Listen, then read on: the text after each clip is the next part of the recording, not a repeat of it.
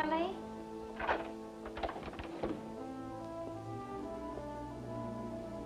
Lee? Oh, man, you scared me. I thought you were out. Go home, Sandy. What are you doing in there? Just sitting in the dark? Just sitting in the dark. You go home. I'll be along in a while. What's the matter, Lee? You and Chris have another pint? I've got some work to do, Sandy. In the dark? Okay?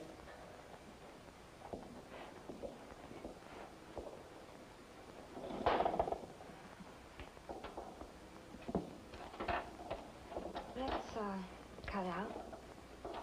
In a minute. I mean all the way out. Out of Peyton Place. What? Now I'm restless. Well, before, when you were restless, you cut out by yourself, remember? I shouldn't have. This time, let's both go. What about Chris? Well, he'll understand. Understand what? Oh, that we want to hit a new town. Get a new start. It'll be different. Like it was in the beginning. Remember? Yeah. We can go to New York or Chicago, California even. I can wait tables anywhere. And you could probably get more money in a big city. Maybe. But now, right now, oh, we'd go home and throw our junk in a suitcase and hit the high road. You're awfully anxious, Sandy. Lee, I know there's something wrong.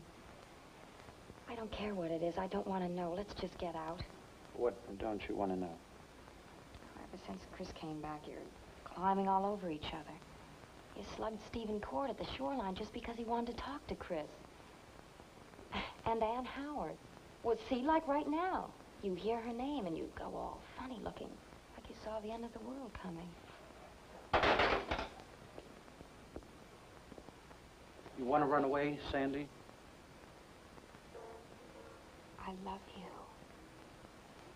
You got any reason to run away?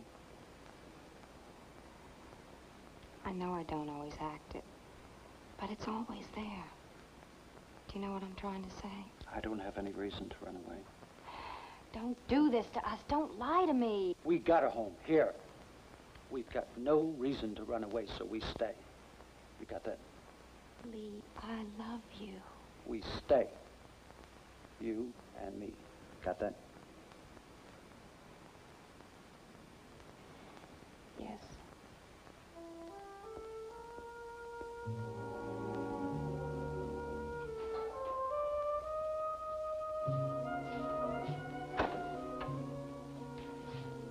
Let's go home, Sandy.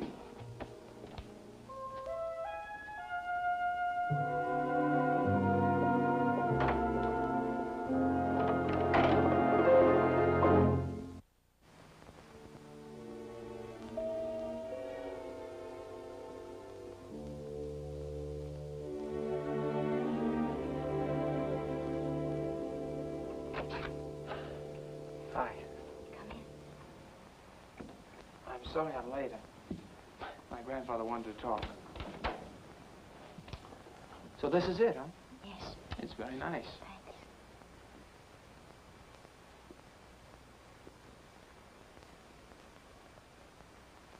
Would you like something? No, thank you. Rod, we're doing this for Stephen's sake. I mean, we just couldn't talk openly in your grandfather's house. I still don't like it, Betty. Where is Stephen? We had to take Ann Howard to Boston. Is he working on that investigation? No, her father's dying. What? Betty, are you sure? Yes, what's wrong? You're right, I have been avoiding you.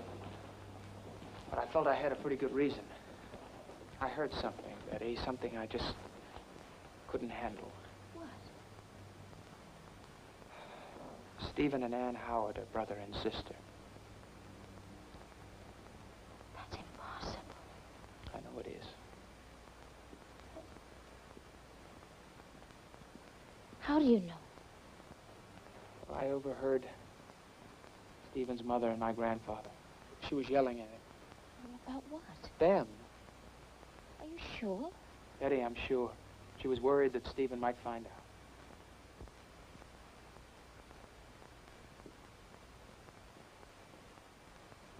They don't even look alike. Anne's blonde and... Stephen's dark, and I'm blonde, and my brother is darkened. Well, They've never even met before, except... on the bluff. That once, on Sailor's Bluff, when Chris Webber got pushed off. This just doesn't make any sense.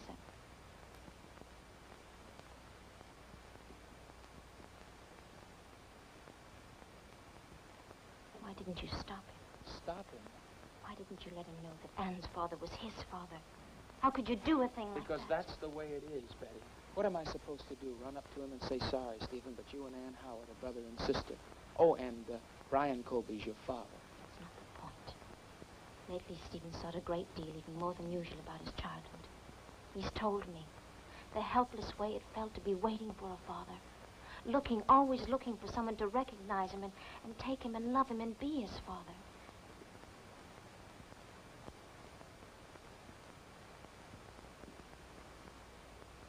For a while when he was growing up, he always thought that he was being judged and watched and tested. And that if he passed that test, then and only then would his father claim him, acknowledge him. But after so many years went by and no one came, Stephen began to think. He had to think. He needed to think that Martin Peyton was his father. And now that you're saying that Martin Peyton isn't his father at all, that it's a man named Brian Colby. And Stephen's on his way to see him, not knowing. Now that's the point, Rod. That's the point. What's going to happen to Stephen when he walks into that hospital room?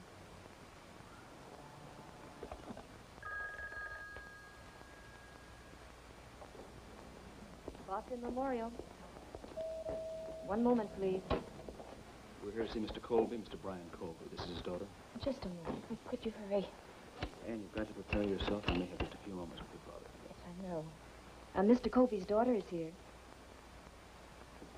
Oh, I see. Dr. Parker asked that you'd wait a moment. Why? What's wrong? Oh, I don't know that anything's wrong. The doctor simply asked that you wait. Anne.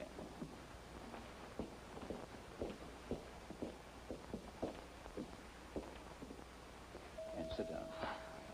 My father hates hospitals and medicine and rules and regulations and being alone. Well, when I was in the children's hospital all those years, he came to see me every day. Every day, even when I wouldn't talk to him. Even when I was known on my states. We should have brought some flowers. He loves flowers. You'll be surprised when you see him. He looks like such a rough man, but he really isn't. You know, in all those years, of all the problems and pain I brought him, he only wanted one thing of me. A grandson. I used to tease him. And ask him if he wished I'd been a boy. How he longed for a grandson. That's all he wanted. I promised him I'd give him 5. You know. Miss Howard, Yes? I'm Dr. Parker. May I see my father, please? I'm very sorry. Your father's dead. We did everything we could for him. He felt no pain.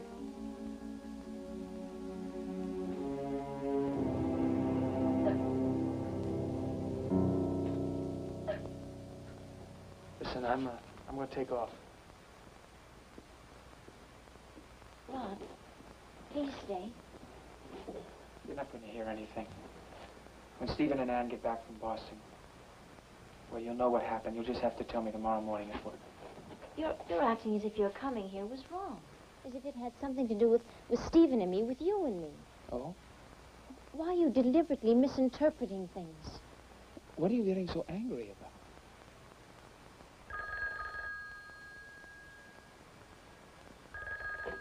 Hello. Oh, hello, Stephen. You sound strange. No, I'm fine. Did you see Mr. Colby? Did you talk to him?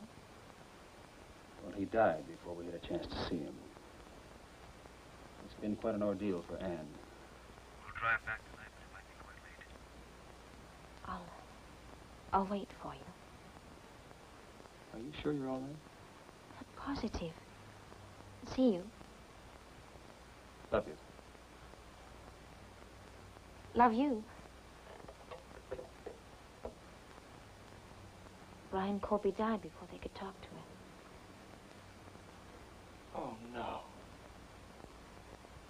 Oh, no, I should have told him. The minute I found out that he and Ann were sister and brother, I should have told him. I had no idea Brian Colby was dying. Are you going to tell Stephen? No. It's still an instinct, just a feeling. And I'm not going to tell him. It's not going to be easy for you, Betty. Facing him, knowing this. Rod, I'm going to Mrs. Cord. And I'm going to force her to tell me the whole truth. What makes you think she'll tell you? She won't even tell her own son.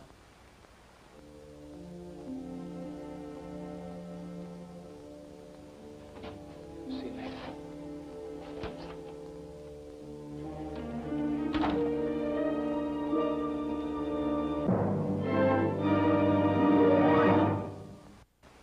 Preview from the continuing story of Peyton Place. Wake up, Smudge. Rod's a man. And I'm a woman. Meaning what? Stop it. Why don't you stop it? You're torturing her. Betty! Is it really necessary to go through this tonight, Stephen? Tell him I came to discuss Ann Howard. Ann Howard and my wife's portrait.